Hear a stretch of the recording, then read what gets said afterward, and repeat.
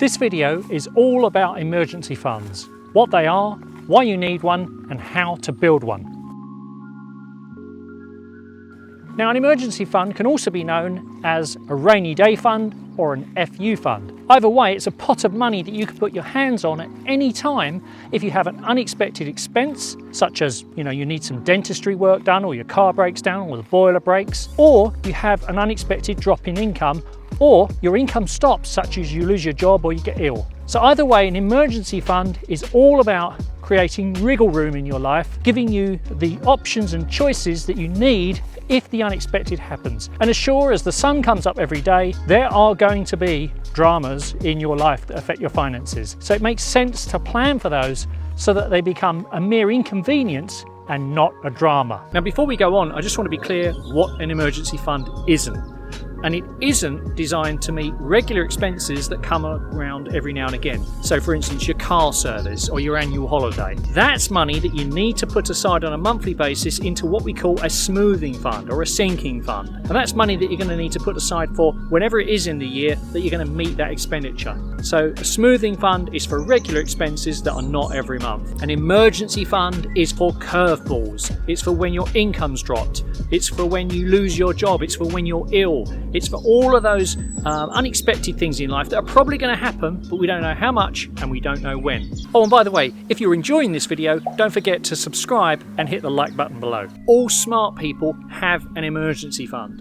And if you don't have one, you need to start one. Now, the ideal amount in your emergency fund will be specific to your circumstances, but as a rough rule of thumb, you need to hold somewhere between 3 to 6 times your core living costs. So if your core living costs are £2,000 a month, then you need to hold between £6,000 to £12,000 in your emergency fund. Now, that might sound like a lot of money, and it is a lot of money, but it's merely a proportion of what you're spending. So if you can lower your living costs, your core living costs, then you lower the amount you need to hold in your emergency fund. Now, a couple of pointers here. If you've got a very stable and secure job and your income is very secure and you feel very confident about the future, then perhaps you can hold 2 to 3 times your core living costs. That might be okay for you. But if your outlook for your income looks very uncertain, or your income is very variable, then you might want to hold a little bit more in your emergency fund and get nearer to the 6 times.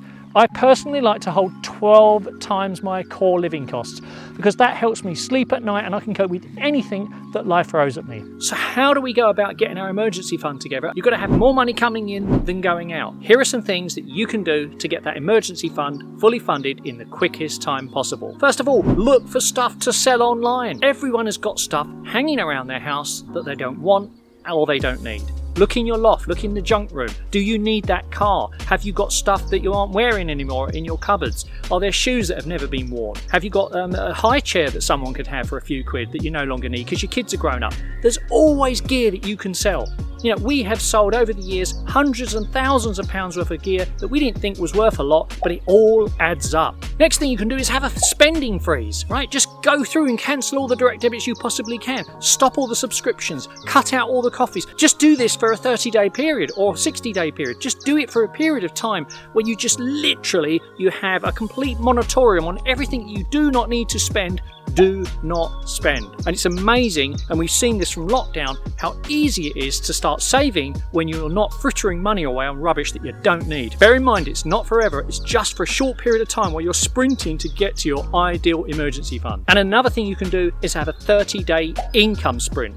And what this is you look for every possible opportunity to earn money, whether that's working overtime, whether it's a side hustle, whether it's selling your services online, whatever it is, find any way you can to earn extra money. If you combine that with your spending freeze, your income's going up, your expenditure's going down, you automatically have got money that you can put in your emergency fund. And bear in mind, right, you're looking for progress, not perfection, except that you're going to have some setbacks, you're going to make some mistakes, some weeks you're going to spend more than you wanted to. It doesn't matter. The main thing is you've got to be focusing in the right direction. You might find this video useful, how to get control of your day-to-day spending. Thanks for watching. See you next time. It's a rainy day fund or an FU.